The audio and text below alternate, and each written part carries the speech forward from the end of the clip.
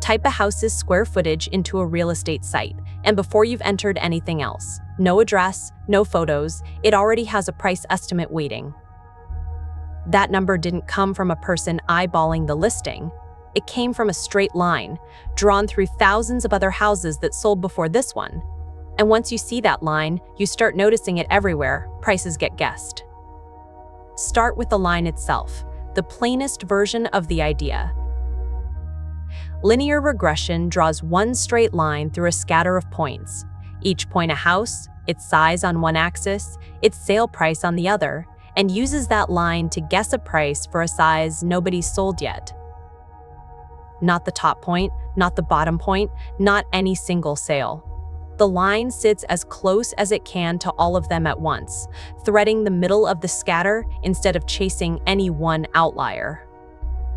Picture the cloud of dots, bigger houses drifting up and to the right, smaller ones down and to the left, and the line running straight through the thick of it, close enough to most points that no house sits shockingly far off it.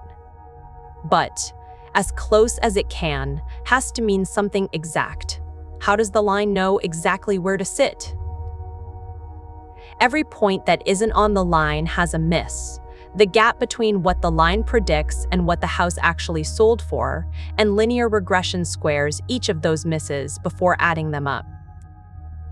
Squaring does two things at once. It turns every miss positive, so a guess too high and a guess too low both count as error instead of canceling out, and it punishes a big miss far more than a small one, since 10 squared is 100, while 2 squared is only 4.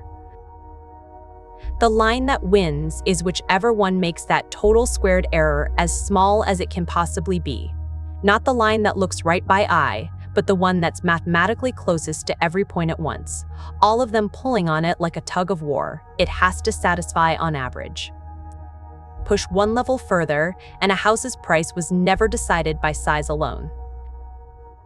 Add a second input, location, and the single line becomes a flat plane tilting through a space with one more dimension, size along one axis, location along another, price rising up out of both, each input getting its own weight in the equation.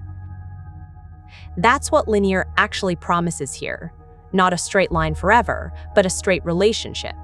Change the size by 1 square foot or move one neighborhood over, and the price moves by a fixed, predictable amount for that input, no matter what the other inputs are doing.